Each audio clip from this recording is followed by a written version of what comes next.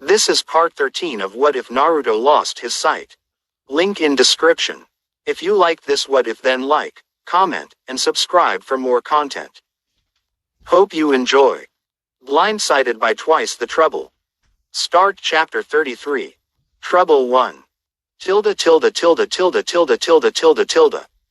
Exclamation mark exclamation mark exclamation mark exclamation mark. 3 days later. I sat on the bed, motionless for one of the rare moments in my life. I had woken up several hours ago and could probably get home if I really wanted to, but I didn't. An hour earlier I would have jumped at the chance to escape this hellhole. But that was before I heard that the third had been killed, and before I was told I wasn't allowed to attend the funeral. At this point I wasn't sure if it was the nurses working against me again, or if the elders really had ordered me to stay away. It's not like it mattered much. Either way, they made it quite clear that I was not welcome at the ceremony, which was to start at any moment. So I just sat there, my face aimed towards the open window, the fresh air doing an alright job keeping the hospital smells out of my nose. I didn't have my chakra echoes turned on. I didn't even know if they would work with how low my chakra still was, and I didn't feel like checking. It's not like I had anything to see anyways. From the window I could hear much of what was happening in the village. There were birds shouting for attention, shopkeepers trying to sell their goods, and if I really focused I could almost hear funeral music. I was just wondering if I was imagining it when I picked up the sound of light footsteps sneaking closer towards my room. They were slow, deliberate, and probably silent to anyone else listening. There was a slight pause in the footsteps as they got to my door, most likely from them looking around the corridor before charging into the room.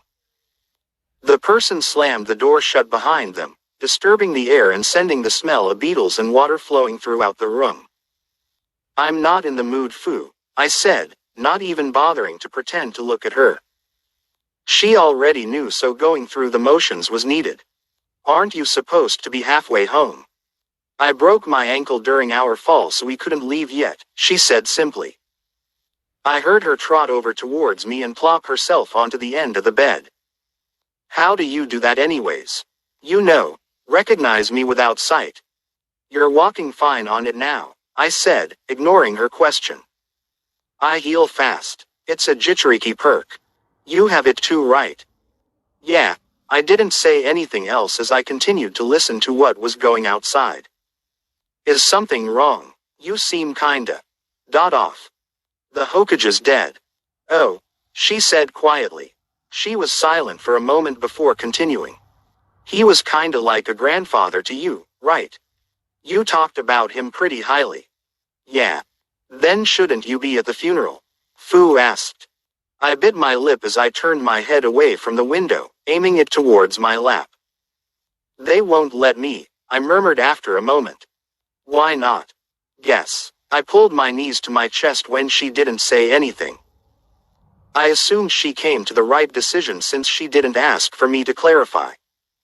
"That's bullshit," she stated angrily. "Complete bullshit. It's not like I can change it," I muttered back. "So what, are you just going to sit around here and mope? What else can I do?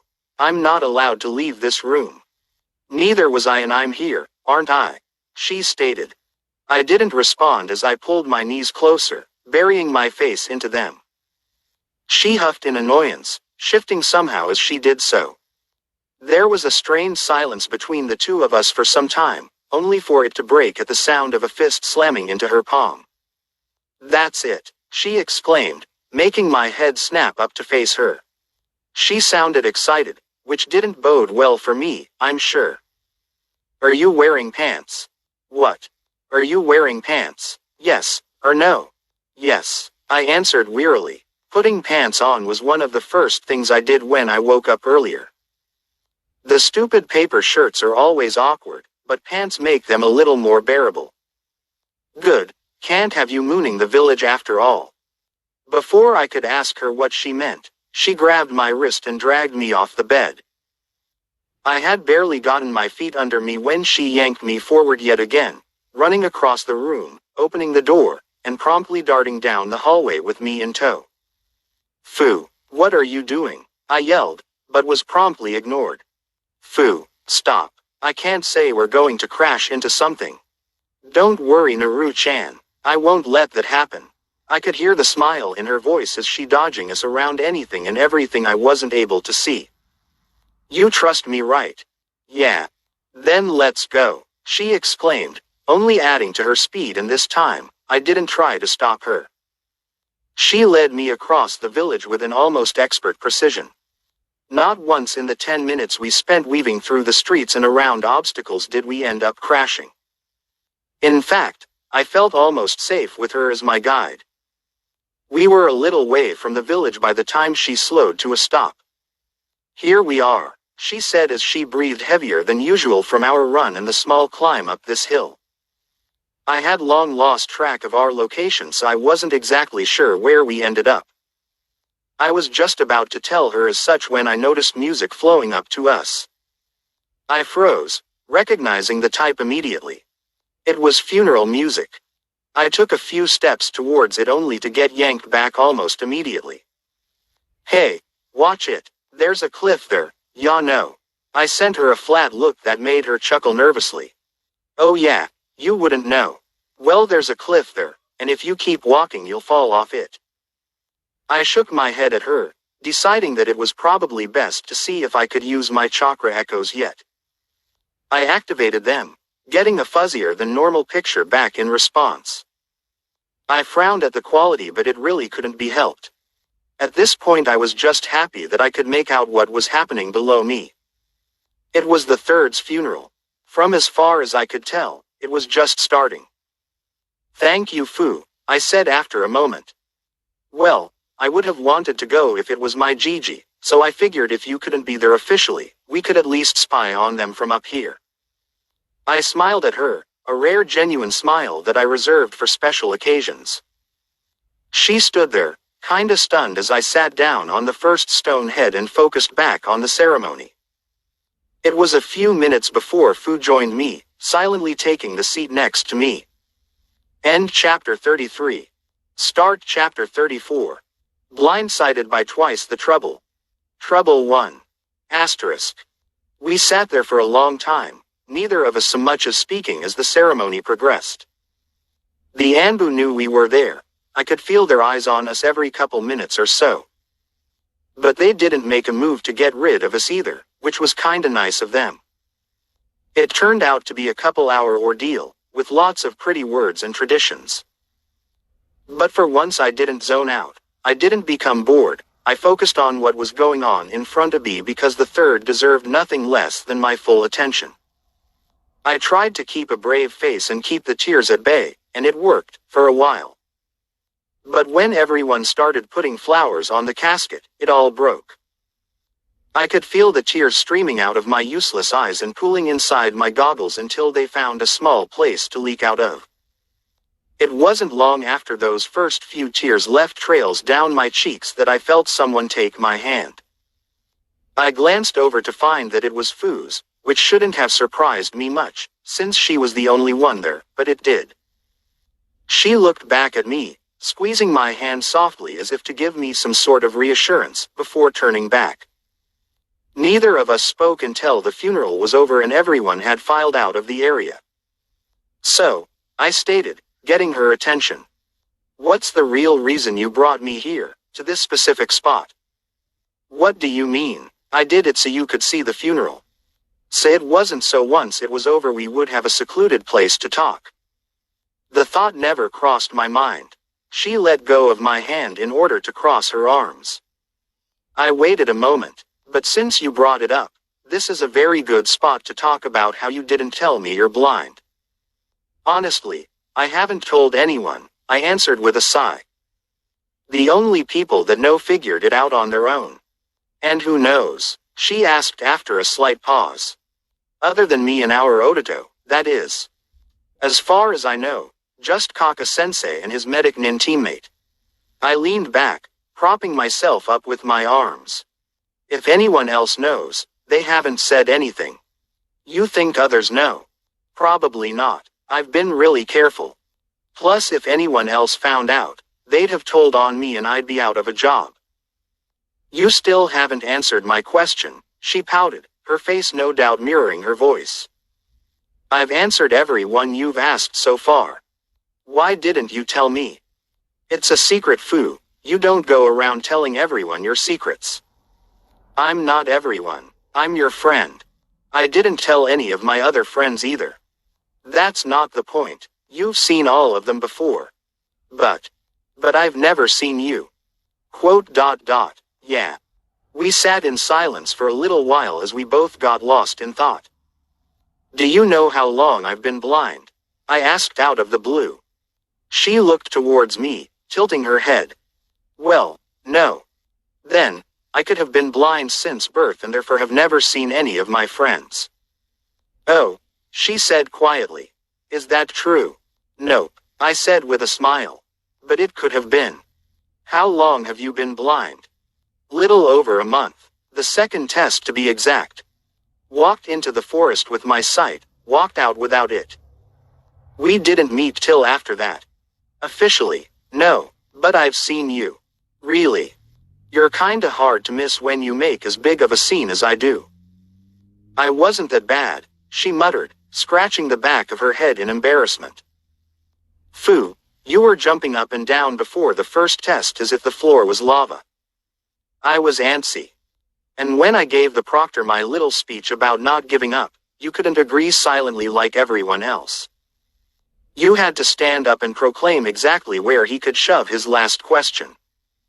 Yeah, I'm surprised he didn't fail me for that. You and me both, I agreed with a chuckle. There was silence for a moment before Fu continued the conversation. Do you remember what I look like? She asked tentatively. Of course, I said, flashing her a smile. What do I look like then? I rolled my eyes at her question but began to describe her anyways. Your hair is short, a little past your chin. It's a minty green color too. I'm pretty sure you have clips holding your bangs back. Your clothes were kinda skimpy but I'm pretty sure Eno dresses were so. Oh yeah. Your eyes. I really liked your eyes. They're a light orange color and I love orange, I said, earning a small giggle for my efforts. You're a bit taller than me, but that's probably more to do with you being older than anything else.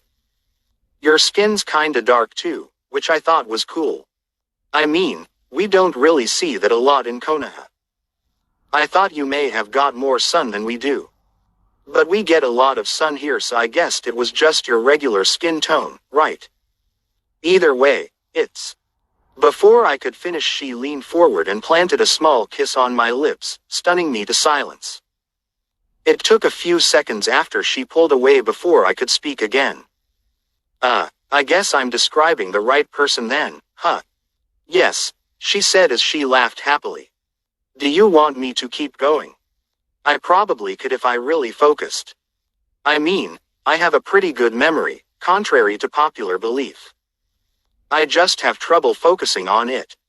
She hummed in thought almost playfully before I got an answer. No, that is all right, a voice said that was definitely not Fu's. We both sat up straight and spun around to find Gaara sitting on the other side of me, peacefully watching the horizon as if he belonged there. Personally, I would like to hear more about your disability. Gaara, I asked the same time Fu. We were having a moment. Fu continued, making me shake my head. Apologies, he stated simply. But I found no better point to interrupt than this. What are you doing here? I asked, trying to hide the bit of nervousness I felt by having him so close. I mean, we did have a bit of an understanding, but he did try to kill me a few days ago. Aren't you supposed to be under lockdown or something? I am. This is a clone. Oh, sand clone, I asked out of curiously. He nodded in addition to making a small, agreeable hum. You have enough chakra for that already. Barely, he states simply. I will not be able to keep it long. Wow, and I can hardly get a good picture with my chakras, let alone make a clone. You are unused to using Baiju chakra, correct? He asked. I nodded. I am sure once you are more in tune with its chakra you will be able to regenerate it, and your own, at a quicker rate. Sounds about right. Wait, Fu shouted, getting both mine and Gaara's attention. How long have you been up here? I am not. This is a clone. Fine. How long's your clone been up here? I formed it here only a few minutes ago, he replied simply. So you didn't hear our conversation? I did, or I had read it, Gaara stated. I gave him an odd look that Fu was no doubt mirroring. He raised 2 fingers to one eye as a small sphere appeared next to his head. Sand Eye. Don't we get any sort of privacy around here? Fu exclaimed angrily. If you wanted a private conversation, then maybe you should have snuck out more quietly. Why you? She exclaimed as she tried to lunge over me to no doubt attack him. I grabbed her bag before she could get far. Down, Fu, I said, almost bored. I pulled her back down next to me where she crossed her arms with a huff. There's no need to kill the clone. He's being an ass, she pouted. I shook my head at her before turning back to Gaara. You had questions. Yes, he said as he turned back forward. I believe Fu and I are of the same mind. That we could like to know more about this secret we shall be keeping. That's the only thing that's the same, she muttered angrily. With an amused smirk I flopped back onto the ground, folding my arms under my head to act as an impromptu pillow. Ask away. Gaara and Fu looked at each other before doing exactly that. They asked a lot of questions, or at least Fu did. Gaara seemed content to let her take control of the conversation, occasionally injecting one of his own. Oddly enough, I didn't mind answering whatever question they conjured up. In fact, I kinda enjoyed being able to talk about it to people my own age, knowing they'd never give away my secret. After a bit I even let my chakra echoes fade out, feeling more comfortable with my surroundings than I have in a long time. You stopped pulsing, Gaara pointed out in the lull of the conversation. I turned my head towards him, giving him a confused look. Your echoes. Oh, you noticed. My sand is very sensitive, he said as I heard the grains shift around him lightly at their mention. Once I know what to look for, it wasn't hard to find. Cool, I said with a smirk before turning back towards the sky. And yeah, I turned it off. Saves on chakra and I can focus on my other senses better. I really don't want people eavesdropping on this conversation. I believe this particular conversation is about over regardless, Gaara pointed out simply. My clone will not last much longer. Well, I'm glad you stopped by, I said, sitting back up with a stretch. You know, you're pretty cool when you're not trying to kill us and all. You as well, he said. His sand started to shift more, sounding as if it was starting to fall onto the outcrop. But, before I go, I would like to ask you two something. Go ahead, I said while Fu said something similar. I have been thinking a lot about your suggestion from before. About proving my existence by protecting precious people. Gaara paused, seemingly a little lost at what to say next. That's cool, I exclaimed with a wide grin. Did you decide on anything yet? I believe I will try this, to see if it does, indeed, do a better job than my current method.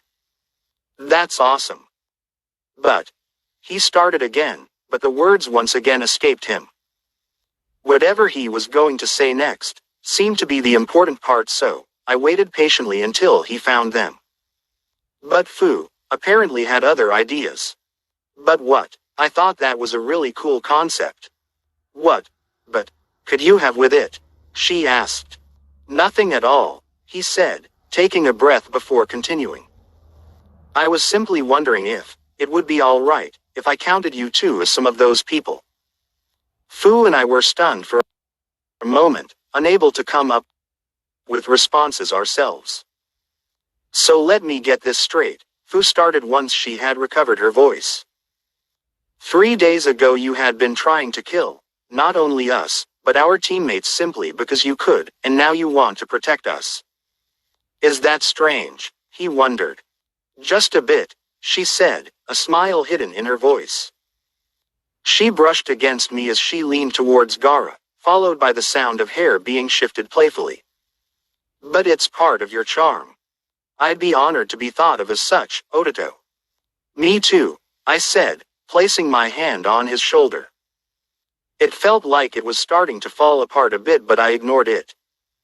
We Jinchurikis need to stick together after all. Thank you, he said, a small smile appearing in his voice as well. We had a small moment before his shoulder disintegrated completely, indicating his departure. We should go too, I said after a moment, earning a sigh from Fu. They're probably missing us by now. I know, but can't we stay for just a little longer? I'm not ready to deal with them yet.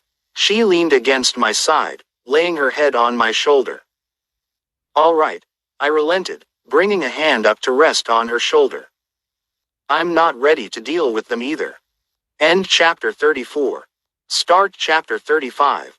Blindsided by twice the trouble. Trouble 1. Tilde tilde tilde tilde tilde tilde tilde tilde. Exclamation mark exclamation mark exclamation mark exclamation mark. A few hours later. I was, once again, sitting on the hospital bed, feeling a little better than I did earlier, but I was still pretty upset about everything. It hadn't taken the Anbu much longer to find us, at which point we were led back towards our own hospital rooms. If the faint shuffling of shoes and light breaths coming from the other side of the door meant anything, I probably had a few Anbu keeping guard as well. I let out a frustrated huff that blew my bangs up for a moment before they came back down to tickle my nose. I was just thinking that it was probably time for a haircut when I heard a very familiar voice ask my guards to let him pass. I perked up, turning towards the door as it opened up and Jiraiya entered. Hey kid, he greeted as his footsteps made their way across the room and his weight settled on the end of the bed. He sounded older than I ever thought possible, as if the last few days had aged him considerably. Hey, how are you holding up? He asked. Better than earlier, I replied honestly. I tried to tell the elders you should be at the funeral, but they didn't want to hear it, Jiraiya said, a guilty tone in his voice. I'm sorry. It's not your fault, I said with a shrug. Plus, I ended up seeing it regardless. Is that why there's 4 guards outside your door? Probably. I shot him a small grin that made him chuckle despite the circumstances. I should have known. I heard his hair swish back and forth as he shook his head. You're too stubborn to take no for an answer. That word has no meaning to me. And yet you can still use it in a sentence. It has no meaning if anyone else says it. I can use it just fine. That's good to know, he said, a small smile in his voice. Sensei, I said, not continuing until a questioning hum come from his direction. How are you holding up? Well, considering my sensei was killed by teammate, I could be worse. I'm sorry, I said after a moment of silence. For what? He asked, confusion coloring his voice. I'm sorry you had to lose your sensei. That has to be hard, no matter your age. I mean, I couldn't imagine what I would do if you or Kaka-sensei were killed, let alone if one of my teammates did it, I said. So, I'm sorry. He was silent for a long while, making me think I had said something wrong. You're a good kid, he finally said, ruffling my hair as he spoke. Thanks. How would you like to join me on a mission? He asked, startling me even more. I stared at him slack-jawed, trying to figure out where that had come from. Are you joking? No, I wouldn't joke about something like that, he said, his voice sounding slightly offended for a moment before continue. I have a very important mission that the third trusted me with before he died. I think it would be a good idea for you to come with me. Why? What would we be doing? Fetching the new Hokage, of course. Really? That sounds awesome, I exclaimed happily, sitting up a little straighter at the thought of going on such an important mission. But why would you want me to come? Wouldn't you want an Anbu or, at the very least, a Junin to protect the new Hokage on the way back? Security won't be a problem, trust me, he said with a laugh. If anyone needs protection for this mission, it will be us and from her. She won't exactly be willing to take this post, let alone come back with us. You mean she's not even in the village? I asked in confusion. Why would they choose someone for Hokage if they're not even here? Because the person we're fetching is Tsunade, my old teammate. The third himself nominated her for the post. He knew she was the best person for the job, regardless of her personality quirks. What about you? I asked, making him burst out in laughter. No way, Gaki, he said around his laughter. Me, with that amount of responsibility. The council would rather streak through the village naked than have me take the hat. And, truth be told, I completely agree. I don't want to see that, I said, almost glad that if it did happen, I wouldn't be able to see it. Neither do I, so we better go fetch Tsunade before they start stripping. I nodded vigorously, making him laugh once again. So you'll come. Good. We leave in 3 days. Make sure to pack for a long mission. I paused for a moment as I felt him stand up from the bed, remembering something that Rin said when I last met her. That I only had a certain amount of time before I had to go to her again if I wanted to keep the pain away. Wait, how long? I asked, feeling a little nervous. Not sure. Could be anywhere from a week to a month or two, Jiraiya said simply. He continued on, but I wasn't exactly listening. Instead I was doing the math in my head, trying to see if I had enough time before the next visit to go on the mission. She had said 2 months, and I had already spent one of them prepping for that stupid exam. If the mission really did take more than a month to complete, then the pain would be back before we even started back. On second thought, I said, interrupting whatever speech Jiraiya was on this time. I should probably talk to Kaka-sensei about it first. Get his permission and all that. Why would you need that? He asked, sounding almost insulted. I'm your sensei. Temporary sensei. Kaka-sensei is my official one, and if I disappeared without his permission I'd get in serious trouble, no matter who I disappeared with. Fine, Jiraiya said with an exaggerated sigh. I heard his feet turn on the tile floor as he headed back towards the door. Go talk to your real sensei. I'll be looking for leads while you do. You mean peeping on bathhouses?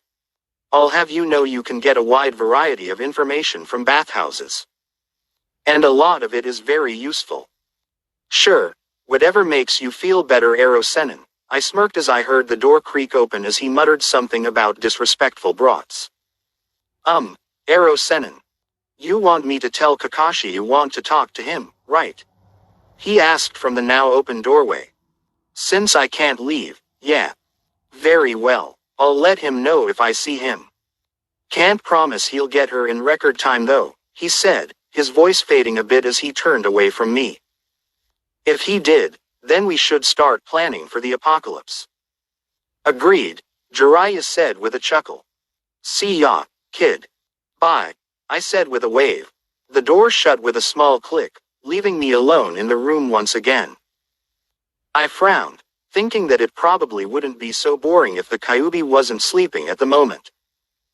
He claimed he needed to recover from the exertion I put him through, but compared to the amount of chakra he has, we used next to nothing.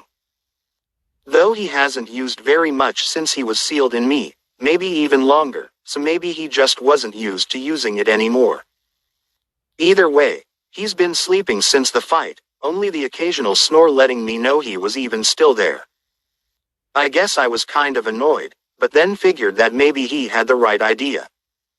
After all that running around today, a nap sounded like an awesome idea. It wasn't like Kakashi was going to be here for several hours, so I had the time. Laying down, I got as comfy as I could on the poor excuse for a bed before falling into an almost immediate sleep. Exclamation mark, exclamation mark, exclamation mark, exclamation mark. Several hours later, I awoke to a pile of fabric connecting with my face. Time to go, a voice said from somewhere to my left. I sat there for a moment, trying to reorient myself. Kaka-sensei, I inquired as I sat up, moving my goggles for a moment to rub the sleep out of my eyes. Yup, And I'm here for your jailbreak, he stated, a smile in his voice. So get dressed so we can go. Jailbreak. Unless you'd rather stay here. No, I exclaimed as I immediately began fighting with the stupid paper shirt, struggling to get it off. You know, your chakra echoes would work wonders. Shut up, I muttered, turning them on regardless. After that, it wasn't long before I switched shirts and was on my feet, ready to leave. What are you waiting for? I asked as I pulled open the door. I turned towards Kakashi, as he stood in the middle of the room, seeming to look out the window. When he finally turned to face me, I raised a questioning eyebrow that made him chuckle. Someone's impatient, he stated as he followed me out of the room. The ANBUs that were at the door earlier were gone now, probably leaving as soon as they heard I was being released. I've been smelling nothing but antiseptic for 3 days. If I don't get out of here soon, I'm not sure I'll have much a nose left. Why do you think I wear the mask? Because your face scares children, I answered without pause. I shoved my hands into my pockets as my sensei placed a hand over his heart as if he was offended. How rude, he stated, his voice way too dramatic. I rolled my eyes as I shook my head at his antics. I'm totally right, you know it. I'll have you know I'm actually quite handsome under this mask, he said. In fact, I wear this mask to keep from accidentally seducing the general public. Your boasting has reached Jiraiya levels right now, I said flatly as we exited the hospital's double doors. I let out a breath that I didn't know I was holding as we reached the outside. I then breathed in the smell of clean air and nature that I couldn't get on the inside.